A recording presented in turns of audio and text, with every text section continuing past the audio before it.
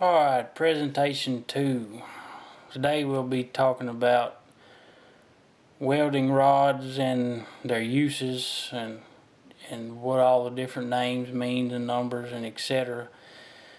And everybody calls them rods for slang or stick rod or so forth, but actually the technical name is electrodes.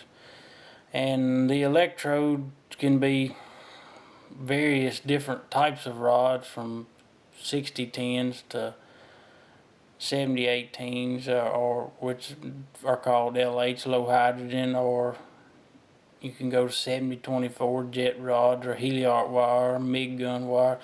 They're all considered electrodes, just different characteristics and used in different procedures.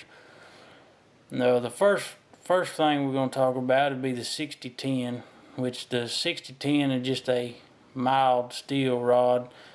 Fast freeze as you're welding it. Your actual puddle melts very quick, but freezes back very quick also, as well as the low hydrogen actually melts but don't freeze back as quick as the 6010.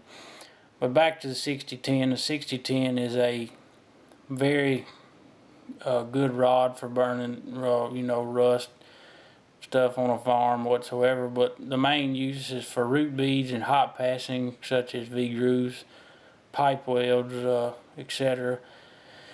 And the 6010 numbers represent 60 would be 60,000 pounds per square inch pulled. So in other words, if you had a square inch of metal and you pulled it, it'd take 60,000 pounds to break it, or at least 60 or a little more than 60. And then we move on to the one, which means an all position rod. It means this rod can be used vertical, upside down, horizontal, so on and so forth, any position rod. And the 0 means the characteristics such as AC, DC, flux coating, therefore. And we'll move on to what we call the 7018, which is mostly a filling rod. And you fill say V-groove bevels, pipe bevels, T-joints, so forth, fillet welds, and it is a 70,000 pounds per square inch rod, which it should at least take 70,000 pounds to break. And the 1 represents an all position. There again, you can run it anywhere you would like, overhead, vertical, flat, horizontal, it doesn't matter. And the 8 is the characteristics of the rod also, which is the flux coating and things like that. And the flux coating on a rod actually protects the weld as you're welding from oxygen. In other words, if you're welding on a piece of metal and oxygen can get to it, it will do nothing but burn up. The gases off the flux actually protect the weld and let you make a 100% weld without any problems.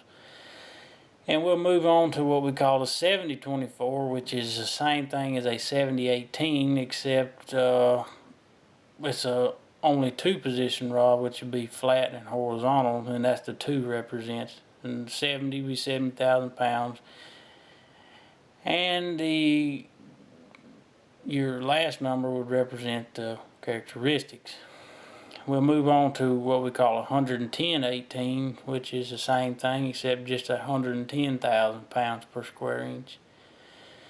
And we also have our stainless rods, which go 3/16, 309s, 308s, used for mostly stainless. And we also have what we call hard surfacing rods to surface and build up multiple things such as rollers, anything that needs wear on it, or anything like that.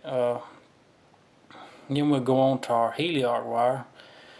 Our heliarc wire is the same metal as 7018s, 8018s, 9018s, whatever, but it has no flux.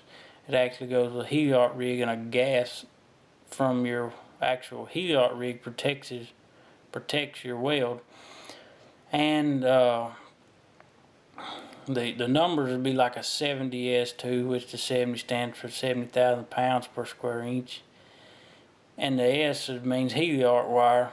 And it's basically the same thing, but just it comes in a 24-inch rod and no flux coating. And regular electrode for stick rod welding comes in about 14 inches with a flux coating. And then we'll move on to our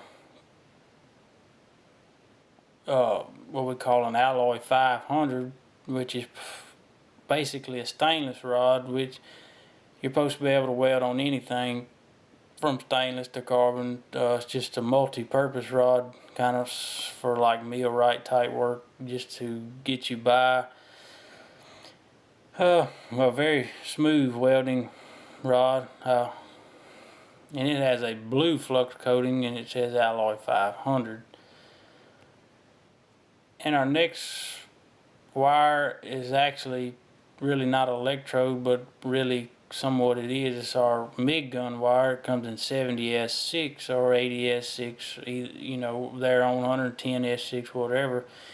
And it's just actually a wire that automatically feeds and does the same thing electrode does, except it's fed in non-stop fashion.